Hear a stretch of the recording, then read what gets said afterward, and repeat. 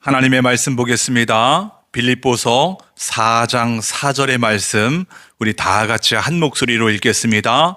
주 안에서 항상 기뻐하라. 내가 다시 말하노니 기뻐하라. 아멘. 새해가 되면 예수님을 믿는 사람이나 믿지 않는 사람이나 새해 복 많이 받으세요 라는 인사를 하지요. 이 인사의 뜻이 무엇입니까? 여러분, 올해 좋은 일이 가득했으면 좋겠습니다. 작년보다 올해 더 기쁜 일이 많았으면 좋겠습니다. 라고 하는 우리의 소망 아니겠습니까? 그런데 우리의 실제 현실은 어떻습니까? 새해가 되었다고 해서 우리를 둘러싼 환경이 갑자기 다 바뀌었나요? 아니요. 그렇지 않아요. 전혀 바뀌지 않고 오히려 똑같습니다. 아팠던 몸이 갑자기 좋아지지 않습니다.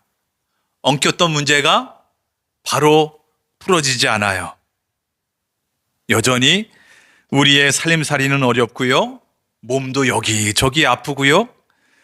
해결되지 않은 숙제들이 여전히 우리의 삶 가운데 놓여 있습니다. 이런 것 좀 생각해 보면 우리의 현실이 참 속상합니다. 그런데 게다가 우리를 향하신 하나님의 뜻을 안다면 더욱더 괴로워요. 더 속상한 거예요. 우리를 향하신 하나님의 뜻이 무엇일까요? 하나님은 하나님의 자녀가 어떻게 살기를 원하시지요? 한마디로 말한다면 행복하게 살길 원하세요. 행복하게. 맞아요. 아멘입니다. 정말 아멘이고요. 우리는 반드시 믿어야 됩니다. 하나님의 성품 자체가 우리의 행복을 기뻐하시기 때문이에요.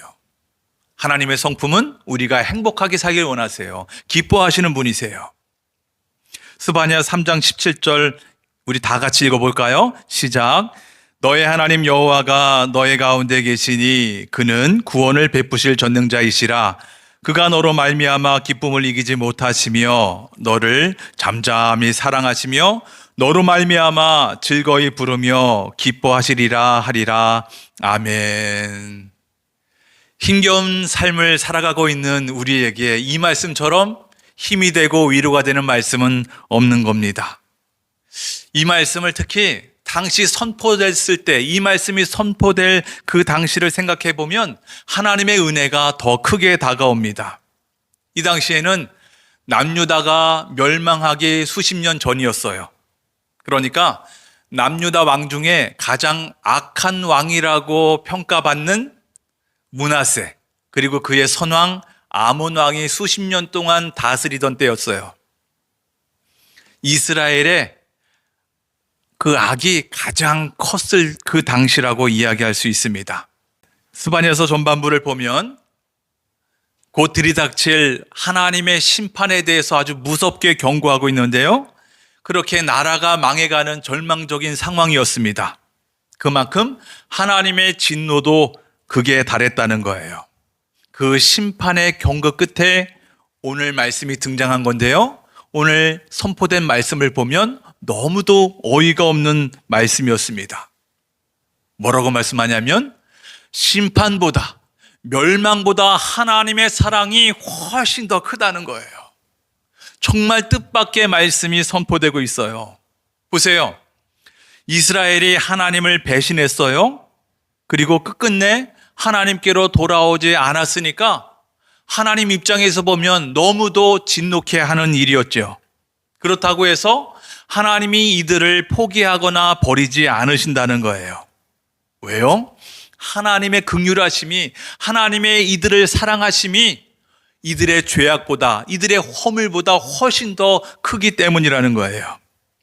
그러니까 하나님이 화나셔서 이 사람들을 바벨론 포로로 끌려가셨다고 해서 이 사람들을 망하게 하려고 하신 것이 아니라 오히려 이 사람들을 회복시키기 위함이라는 거예요.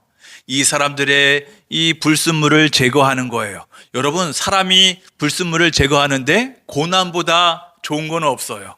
그 바벨론 포로를 통해서 이 사람들의 이 정결함을 회복하게 하시고 그리고 하나님의 자녀답게 살게 하시기 위함이라는 거죠. 그러니까 다시 말하면 이 바벨론 포로라고 하는 것은 하나님의 일종의 이 사랑의 과정이라고 하는 거예요. 여러분, 그렇다면 궁금하지 않습니까? 도대체 하나님의 사랑이라는 게 뭡니까? 그 하나님의 사랑이라고 하는 그 성품을 어떻게 우리가 이야기할 수 있습니까? 오늘 우리가 여기서 읽은 이 본문에서 세 가지로 말씀하고 있어요. 첫 번째 뭐래요? 너로 인해 기쁨을 이기지 못한다. 사랑하는 자녀들아, 너희 하나님의 자녀라고 하는 그 너희들의 그 존재 자체가 얼마나 나를 기쁘게 하는 줄 아냐? 그만큼 잠잠히 내가 너를 사랑한다. 잠잠히 사랑한다는 거예요. 여러분, 사랑을 할 때 너무 애틋하면 말을 못할 정도잖아요.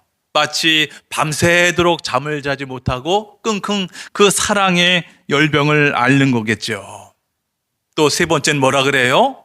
너로 인해 즐거이 부르며 기뻐하신대요.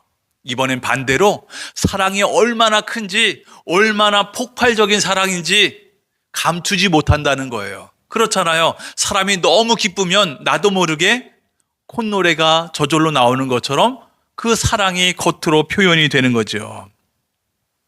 우리가 이스라엘이 하나님께 이런 존재니까 하나님께서 우리 가운데 계신다는 거예요.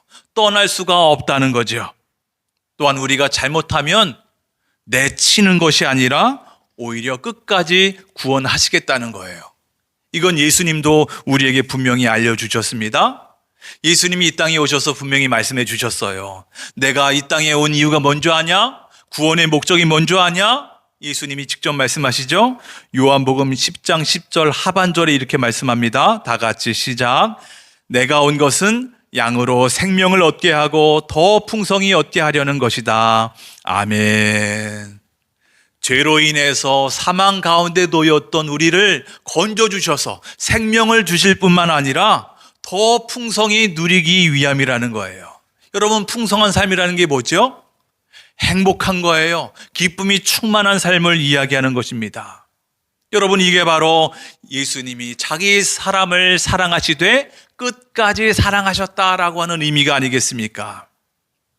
우리는 그의 끝없는 사랑, 변함없는 사랑, 한없는 사랑을 받은 복된 존재들이죠. 도대체 우리가 예수 믿은 지 몇 년입니까? 내게 그 엄청난 하나님의 사랑을 받은 지 도대체 몇 년입니까? 그렇다면 우리의 삶은 복에 겨워서 늘 기쁘고 늘 충만하고 늘 행복한 삶이어야 합니다. 그것이 너무나도 당연한 삶이에요. 그러나 실상은 그러지 않을 때가 너무도 많은 것 같아요. 왜 내 삶 가운데 기쁠 때가 없을까? 왜 기쁨이 작을까? 왜 행복하지 않다고 생각할 때가 있을까? 서두에서 말한 것처럼 여전히 내 삶의 현실에 내 마음을 아프게 하는 일들이, 내 능력으로는 도저히 해결할 수 없는 문제들이 계속해서 내 삶 가운데 가까이 오니까 몸도 아픈 거예요.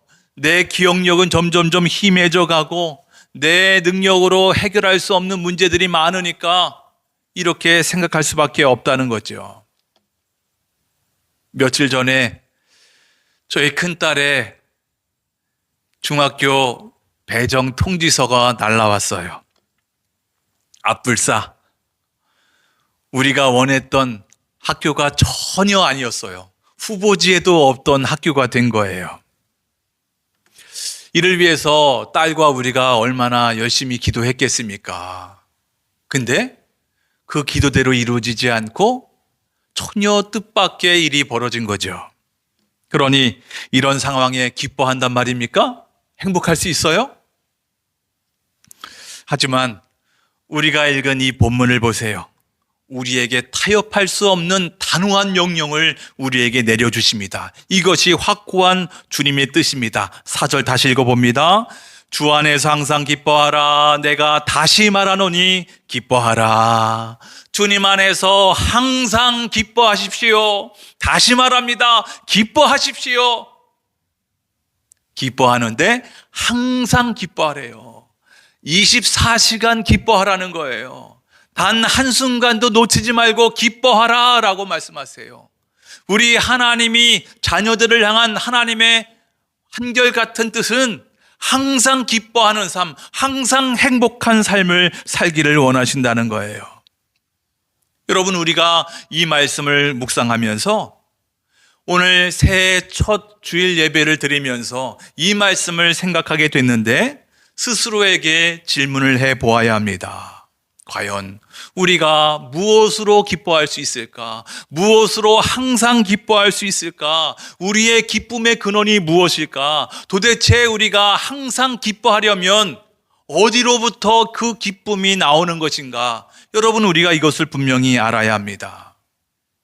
본문에서 정확하게 말씀해 주고 있죠. 오늘 본문 이 빌립보서를 쓴 사도 바울이 어디 있어요? 지금 안락한 휴양지에 있는 게 아니에요? 화려한 궁전에 있는 것이 아니에요? 어디 있습니까? 차디찬 로마 감옥에 갇혀 있습니다. 언제 죽을지 몰라요. 사형 선고만 기다리고 있는 현실이에요. 그런 상황 가운데 이 사도 바울은 지금 감옥 바깥에 있는 사람들에게, 마음껏 자유롭게 살아가고 있는 모든 사람들에게 선포하고 있어요. 기뻐하라! 기뻐하라! 여러분, 도대체 이해할 수 없는 말을 하고 있는 거죠. 어떻게 이게 가능할 수 있단 말입니까? 여러분, 오늘 본문을 잘 보세요. 그 비결이 소개되고 있습니다. 여러분, 항상 기뻐하십시오. 명령하기 전에 뭐라고 말하고 있어요? 주 안에서 항상 기뻐하세요 라고 이야기하고 있어요. 주 안에서 주님과 함께라면 여러분은 기뻐할 수 있고요. 항상 기뻐할 수 있습니다. 여러분이 어떤 상황, 어떤 형편에 있을지언정 항상 기뻐할 수 있습니다. 주님과 함께라면, 주님 안에 있으면 이라고 말씀하고 있습니다. 생각해 보세요. 감옥에 있는 사람에게 기쁨이란 뭘까요? 감옥 바깥으로 나가는 거예요. 풀리는 걸 거예요. 근데 그것조차 바울에게는 기쁨이 되지 않는다는 거죠. 오직 하나, 주님과 함께 있는 것, 이것이 바울의 유일한 기쁨이라는 거예요. 내가 감옥일지언정 관계없습니다. 중요한 것은 내가 주님 안에 있는가, 주님과 함께하고 있는가, 이것이 유일한 행복이라고 하는 거예요. 내가 비록 감옥에서 너무 힘들게 괴롭게 있지만 그럼에도 주님이 함께 하신다면 행복하다라고 선포하고 있는 거예요. 요한복음 15장에 예수님이 비유의 말씀을 해주시잖아요. 포도나무 가지 비유. 포도나무 가지가 그 나무에 찰싹 붙어 있어야 생명을 유지할 수 있고 풍성한 열매를 맺을 수 있는 것 아니냐? 그러니까 우리도 마찬가지라는 거예요. 우리도 예수님께 찰싹 달라붙어 있어야 살 수 있고요. 사람답게 살 수 있다는 거예요. 그러면서 이 비유의 결론을 주님이 이렇게 말씀해 주십니다. 요한복음 15장 11절 우리 다 같이 읽어보겠습니다. 내가 너희에게 이러한 말을 한 것은 내 기쁨이 너희 안에 있게 하고 또 너희의 기쁨이 넘치게 하려는 것이다. 아멘. 내가 너희에게 이러한 말을 한 것은, 내가 이 비유의 말씀을 해준 이유는 너희들의 기쁨이 충만하게 하기 위함이다. 그러니까 예수 믿는다는 것은 주님과 하나 되는 거다. 주님과 연합하는 거다. 주님과 연합된 삶은 기쁨의 삶이요 행복한 삶이라고 하는 거예요. 예수님이 이 땅에 오신 이유는 우리를 구원하기 위해서만 오신 것이 아니라 풍성한 삶, 행복한 삶, 기쁨이 충만한 삶을 누리게 하기 위함이라고 하는 거예요. 여러분 그렇잖아요. 하나님의 자녀가 언제 가장 행복합니까? 내 사랑하는 주님과 함께할 때 가장 행복한 것 아니겠습니까? 젖먹이 자녀에게 가장 행복할 때가 언제겠습니까? 내 사랑하는 엄마의 품 안에서 눈을 마주칩니다. 눈을 마주치며 옹알이를 해요. 그리고 엄마 눈을 마주치면서 젖을 쭉쭉쭉 빨면서 또 내 엉덩이를 두들기는 엄마의 사랑의 손길을 느끼면서 나도 모르게 배부르게 만족하고 평안히 잠드는 것, 이것이야말로 그 젖먹이 아기가 최고의 행복을 누리는 시간이 아니겠습니까? 그러나 세상에서 말하는 행복은 무엇입니까? 세상에서 말하는 기쁨의 특징이 뭐예요? 때문에 기쁨이라고 얘기하잖아요. 때문에 기쁨. 돈이 많으니까 기뻐요. 건강하니까 기뻐요. 내가 원하는 중학교에 배정되니까 기쁜 거예요. 라고 때문에 기쁨이라고 이야기를 하지요. 그러나 성경이 말하는 기쁨은 뭡니까? 그럼에도 불구하고의 기쁨이에요. 주님 안에서 주님과 함께하는 관계의 기쁨이라고 하는 겁니다. 돈이 없음에도 불구하고 주님이 함께 하시니까 기쁜 거예요. 원하는 중학교에 되지 않았음에도 불구하고 내가 주님 안에 있으니까 행복한 겁니다. 2026년 올 한 해 여러분의 삶에는 다양한 환경이 펼쳐질 겁니다. 거기에 일희일비하지 말라는 거예요. 내가 원하는 환경이 펼쳐지면 기뻐하고 아니면 속상해하지 말라는 거예요. 다만 오늘 이 말씀을 반드시 기억해야 합니다. 만약에 여러분이 주님 안에 계시다면, 주님 안에 있다면 여러분은 이미 기뻐할 자격을 갖춘 사람이라고 하는 거예요. 그러니까 새해에는 환경을 바꿔달라는 기도보다 주님, 내가 좀 더 주님께 더 가까이 나아가길 원합니다. 주님과 더 친밀한 관계가 되길 원합니다. 주님과 관계가 더 깊어지길 원합니다. 라고 기도해야 하는 거예요. 여러분, 이것이 성경이 말하는 기쁨의 정면 돌파법입니다. 이것은 바울보다 수백 년 앞서서 살았던 느헤미야 선지자의 선포하고 맥을 같이 합니다. 느헤미야가 이렇게 선포합니다. 느헤미야 8장 10절 하반절 우리 다 같이 읽어볼까요? 시작. 이날은 우리 주의 성일이니 근심하지 말라. 여호와로 인하여 기뻐하는 것이 너희의 힘이니라. 아멘. 뭐라고요? 여호와로 인하여 기뻐하는 것이 너희의 힘이다. 당시 이스라엘 사람들은 바벨론 포로에 끌려갔다가 다시 돌아와서 겨우겨우 억지로 우여곡절 끝에 성벽을 완성을 했습니다. 배는 고프고요. 몸도 지쳐서 천근만근하고 있어요. 여전히 주변의 민족들의 위협은 계속되고 있었습니다.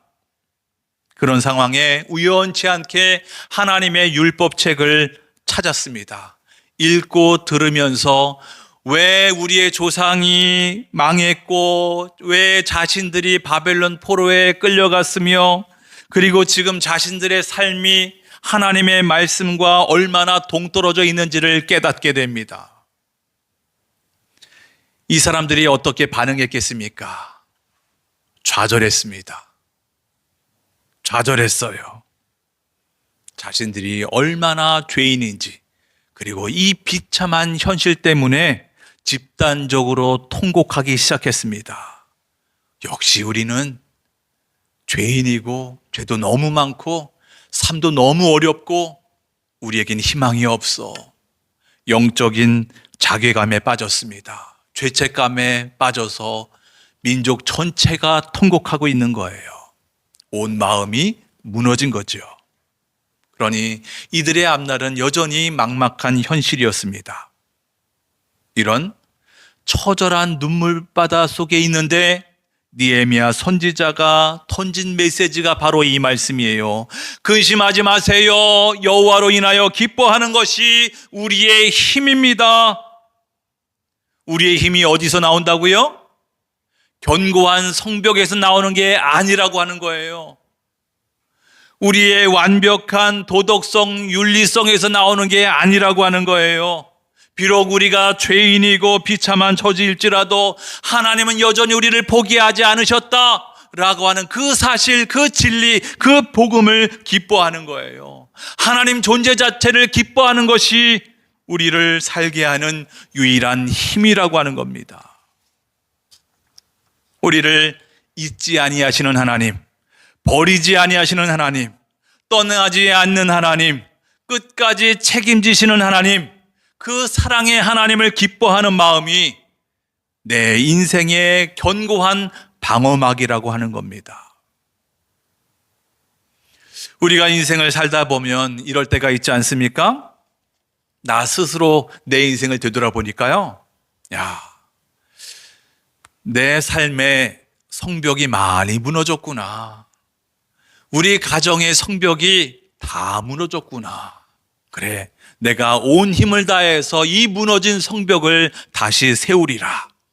온 힘을 다해서 달려왔는데 어느 순간 뒤를 돌아보니까요, 안도감보다는 허탈감이, 자책감이 먼저 찾아올 때가 있습니다. 성벽만 쌓으면 다 해결될 줄 알았는데 여전히 문제는 그대로예요. 또 말씀의 거울 앞에 내 삶을 되돌아보니까 너무도 초라해 보이는 거예요. 그러니 눈물만 흐르는 그런 순간이 있습니다. 이스라엘 사람들이 엉엉 통곡하며 울 수밖에 없었던 현실이 바로 이런 이유였습니다. 이제 성벽은 완성이 되었는데 정작 우리 안에는 소망이 없구나. 통곡하고 있을 때 하나님은 느헤미야를 통해서 단호에게 말씀하십니다. 울지 말아라. 근심하지 말아라. 지금은 오히려 너희가 기뻐해야 할 때이다.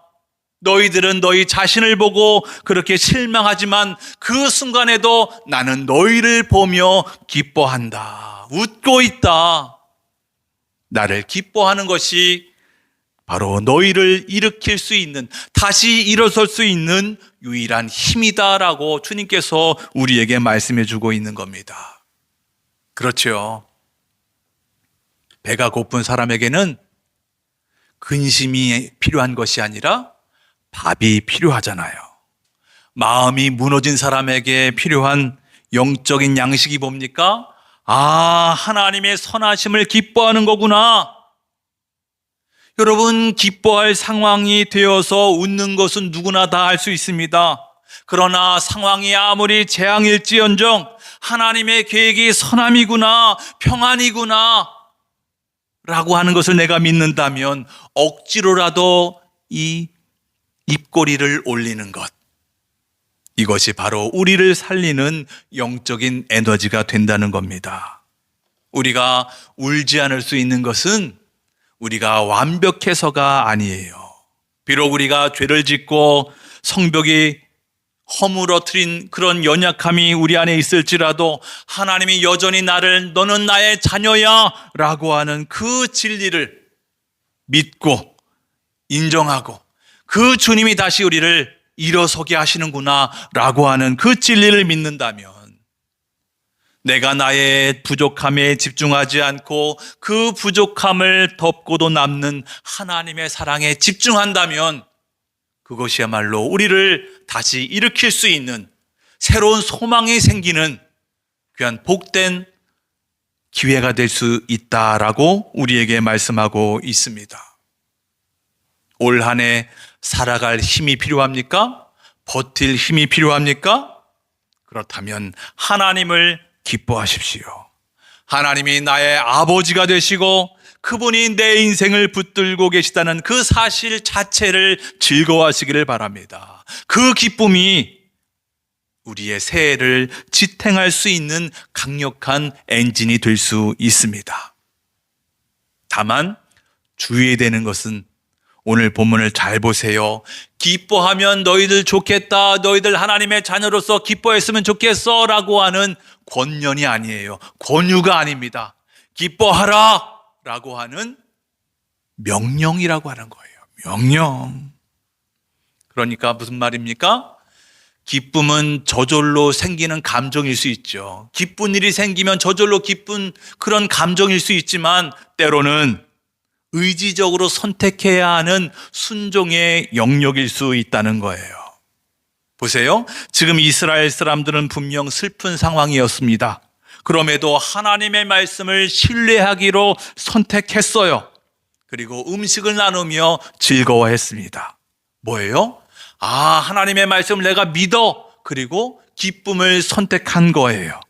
그러니까 기쁨은 우리 안에 계신 성령님의 열매이면서도 우리가 매일 아침 눈을 뜨며 특별히 거울을 보면서 오늘 나는 주님 때문에 기뻐하기로 결정했다. 나는 주님으로 인하여 기뻐할 거야. 라고 하는 그 선포, 그 다짐이 더욱더 우리의 삶을 풍성한 삶으로 역사할 수 있다는 거예요. 그렇기 때문에 여러분 스스로를 돌아보면서 아주 작은 부분부터 하나님의 여러분을 향한 그 사랑을 발견하시기를 바랍니다. 하나님의 나를 어떻게 역사하시고 인도하시는지 그 흔적을 찾아보시기를 바랍니다. 감사거리를 찾으셔야 합니다. 그리고 말을 바꾸십시오. 나는 안 돼. 죽겠어. 힘들다. 그 대신에 나는 오늘 하나님으로 인하여 그래도 기쁘다라고 선포하십시오. 그리고 이스라엘 사람들처럼 나누어 보십시오. 기쁨은 나누면 2배가 된다고 하는 말이 있지 않습니까? 오늘 설교 제목을 보십시오. 기쁨은 생존 전략입니다. 기쁨은 생존 전략입니다. 세상은 여전히 우리에게 유혹합니다. 너희들이 행복하려면, 너희들이 기뻐하려면 돈이 있어야 한다. 명예가 있어야 돼. 성공해야 돼. 무조건 잘 돼야 해. 여러분, 하지만 그것은 어쩌면 안개일 수 있어요. 잡고자 하지만 내 손에 잡히지 않는 안개. 우리는 썩지 않고 쇠하지 않는 기쁨의 근원을 가졌습니다. 바로 예수 그리스도. 우리의 기쁨의 근원은 오직 예수 그리스도입니다. 다시 말씀드려요. 2026년 올 한 해 여러분에게 여러분의 인생 앞에 여러 가지 다양한 상황이, 다양한 환경이 펼쳐질 겁니다. 어떤 파도가 몰려올지 몰라요. 내가 원치 않는 이런저런 일들이 생길 수가 있습니다. 오늘 말씀을 통해서 우리는 분명히 기억해야 합니다. 우리가 주 안에서 주님과 함께 하기를, 주님과 함께함으로 기뻐하기를 포기하지 않는다면 그 기쁨이 나를 살릴 수 있습니다. 나의 건강을 살릴 수 있고요. 때로는 나의 가정을 지킬 수 있고요. 우리의 일터를 일으키는 힘이 될 수 있습니다. 주 안에서 항상 기뻐하라. 다시 말하노니 기뻐하라. 이 바울의 외침이 올해 여러분의 심령 속에서 떠나지 않는 승전가가 되길 주의 이름으로 축복합니다.